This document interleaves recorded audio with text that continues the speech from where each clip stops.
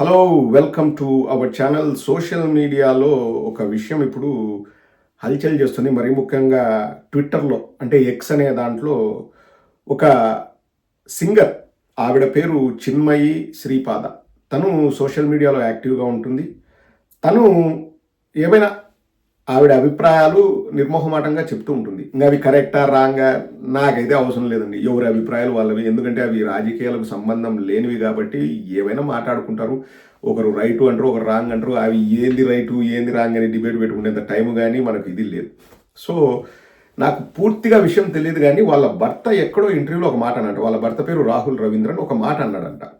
ఏమని, పెళ్ళైన తర్వాత మా ఆవిడని మంగళసూత్రం వేసుకుంటావా వేసుకోవా నీ ఇష్టము, ఎందుకంటే ఆడవాళ్ళకు మాత్రమే మంగళసూత్రం ఎందుకు ఉండాలి, అంటే ఏది ఆడవాళ్ళకు మాత్రమే పెళ్ళైనట్లు వాళ్ళు చూపించుకోవాలా, మగవాళ్ళకి ఏమి ఉండదు కదా, కాబట్టి జెండర్ ఈక్వాలిటీ అనో లేకపోతే ఇంకోటనో నువ్వు వేసుకుంటే వేసుకో మంగళసూత్రం, లేకపోతే లేదు అని చెప్పేసి ఒక ఇంటర్వ్యూలో మాట్లాడాడు. దానికి ఆవిడ ఏదో రియాక్షన్ ఇచ్చిందంట. అది ఏం రియాక్షన్ నాకు ఇంతవరకు తెలియదండి ఆనెస్ట్గా. సో దాన్ని వైరల్ చేసుకుంటూ కూర్చున్నారు పని బాటలేని పిల్లగాళ్ళు. సరే, నువ్వు వైరల్ చేసుకో. తర్వాత ఆమె ఏదో మాట్లాడింది, వీళ్ళు ఏదో మాట్లాడారు, నా ఇష్టం అని చెప్పింది, వాట్ ఎవర్ ఇట్ ఈస్. ఒక ట్విట్టర్లో స్పేస్ అనేది ఉంటుందండి. అంటే ఏది, ఒక 10 మందో 50 మందో 100 మందో గుమికూడతారు. గుమికూడి ఇష్టారీతనంగా, అంటే దొంగ ప్రొఫైల్లు పెట్టుకొని, అంటే వాళ్ళ ఒరిజినల్ పేర్లు, వాళ్ళ ఒరిజినల్ ఫోటోలు, వాళ్ళ ఒరిజినల్ ఐడీలు ఉండవు, ఏవో పేర్లు పెట్టుకుంటారు. పెట్టుకొని ఇంకా అక్కడికి వచ్చేసి ఒకరిని చూసి ఒకడు ఇంకా విపరీతంగా తిడతారు. అందులో భాగంగా ఎవడో, అదేం పెద్దగా టెలికాస్ట్ చేయాల్సిన అవసరం లేదు, ఏమన్నాడంటే ఇట్లా మంగళసూత్రం వేసుకునే వాళ్ళకు పిల్లలు ఎందుకు, పిల్లలు పుడితేనే చనిపోవాలి, అది ఇది అని చెప్పేసి చాలా దారుణంగా మాట్లాడాడు. అదే విషయంపై చిన్మయి రియాక్ట్ అయింది. ఇంత దారుణంగా అంటారా? ఆమె మాట్లాడిన మాటలు ఒకసారి ప్లే చేస్తాను. అది ట్విట్టర్ స్పేస్ అనేది ఉంటుందండి, ఒకసారి వినండి. And spoken about being called a Lanchamanta so many times on Telugu social media. Today, as you can start one, thing and say sorry while you sat. No, listen, no. You will not interrupt me. You will not interrupt me while I'm talking. You will listen to me while I'm talking. While you remained silent when you said నాలాంటి అమ్మాయిలకి ఆడవాళ్ళకి పిల్లలు పుడితే వెంటనే చచ్చిపోవాలని చెప్పారు. నాకు 2 పిల్లలు ఉన్నారు. You will remain silent while I speak. Remain silent while I speak. Remain silent while I speak. Okay. First thing, as a man, learn to not interrupt. Right now I'm very angry and I have the right to be angry. Do you understand that?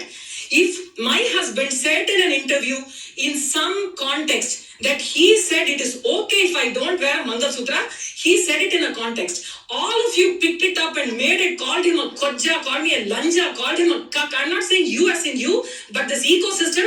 But all of you sit and clap and enjoy. Do you think all of us don't see it? The world across doesn't see the kind of fan wars and the kind of abuse that you put into so many heroes and their children and their wives. Somebody loses weight, you want to make fun of their appearance. So అది ప్రధానమైన issue. ఇప్పుడు ఏమైందంటే, ఎవరెవరైతే ఆమెను తిట్టారో, లకారాలతో తిట్టారో, వాళ్ళ పిల్లలు చనిపోవాలని చెప్పేసి డిబేట్లు పెట్టారో, వాళ్ళ పేర్లన్నిటినీ వీసీ సజ్జనార్ గారికి కంప్లైంట్ చేస్తూ ట్విట్టర్లో వీసీ సజ్జనార్ గారిని ట్యాగ్ చేసి ఆవిడ పెట్టారు ఆ పేర్లు.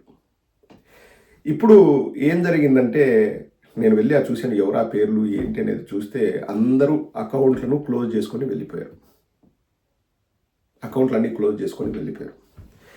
నేను చాలాసార్లు ఈ విషయాలు చెప్పాను, ఇప్పుడు కూడా ఈ వీడియో అందుకే చేస్తున్నాను. అంటే ఫేస్ కనపడకుండా, పేరు తెలియకుండా ఒక అకౌంట్ క్రియేట్ చేసి నేను ఏం మాట్లాడినా చెల్లుబాటు అవుతుంది అంటే, అన్ని పార్టీల వాళ్ళకి, అందరి హీరోల్ని వర్షిప్ చేసే వాళ్ళకి అందరికీ చెప్తున్నాను. మరి ముఖ్యంగా యువతకి 18, 19, 20 ఏళ్ళు కొత్తగా ట్విట్టర్లో వచ్చిన వాళ్ళకి చెప్తున్నాను. అలా మీరు చేస్తే మేము దొరకము అనుకోవడం మీ మూర్ఖత్వం. ఇప్పట్లో పోలీసులకి, అధికారులకి ఆ ఐడీల్ని దొరకబుచ్చడం పెద్ద పనేం కాదు, చాలా సులభం. ఇప్పుడు నేనేదో దొంగ పేరు పెట్టుకున్నాను, దొంగ ఫోటో పెట్టుకున్నాను, నేను ఇష్టారీతిన అమ్మనా బూతులు తిడతాను ఎవరినైనా, నన్ను అడిగేవాడే ఉండడు, నన్ను టచ్ చేసేవాడే ఉండడు అని నువ్వు అనుకుంటే ఇంకంతకంటే మూర్ఖత్వం ఉండదు. పైగా మళ్ళీ ఒకటే చెప్తున్నాను, సోషల్ మీడియా అన్నది అభిప్రాయాల్ని వ్యక్తపరచడానికి, ముసుగేం అవసరం లేదు. సరే, నేను ఉద్యోగం చేస్తున్నాను, మా ఉద్యోగంలో ఈ పాలసీ ఉంది, సోషల్ మీడియాలో ఉండకూడదు అని చెప్పేసి. కాబట్టి నేను ఏదో నా ఫేస్ రివీల్ చేయకోకుండా, నా పేరు చెప్పుకోకుండా నేను ఉన్నాను. నాకు ఇంకొక రకంగా ఇబ్బంది ఉంది, ఇంకొక రకంగా ఇబ్బంది ఉందంటే అబ్సల్యూట్లీ ఫైన్. ఎవరు కూడా అభ్యంతరం వ్యక్తం చేయరు.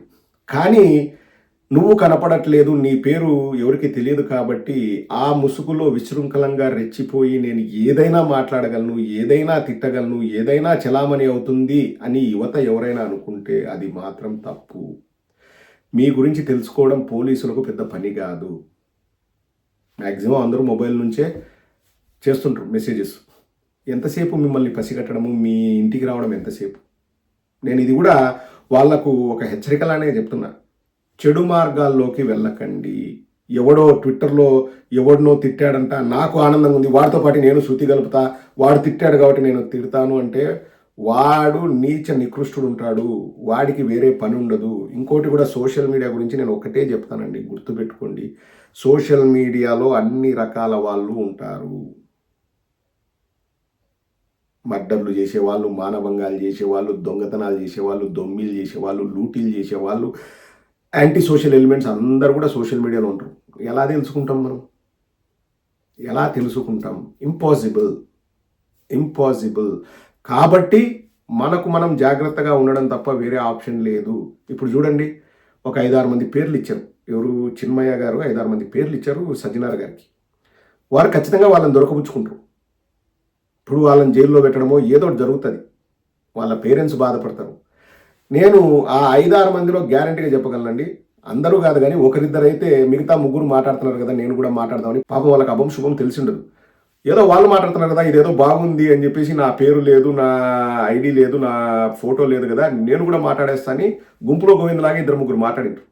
వాళ్ళు ఈరోజు బాధపడుతుంటారు, వాళ్ళు భయపడుతుంటారు, బిక్కుబిక్కుమంటూ పోలీసులు మా ఇంటికి ఎప్పుడు వస్తారా అని చెప్పేసి వాళ్ళు తలకాయ బాదుకుంటుంటారు. వాడు ఏ స్టూడెంటో, ఏ కాలేజీ పిల్లగాడో, లేకపోతే ఏ 10th క్లాస్ చదివే పిల్లగాడో ఉంటాడు.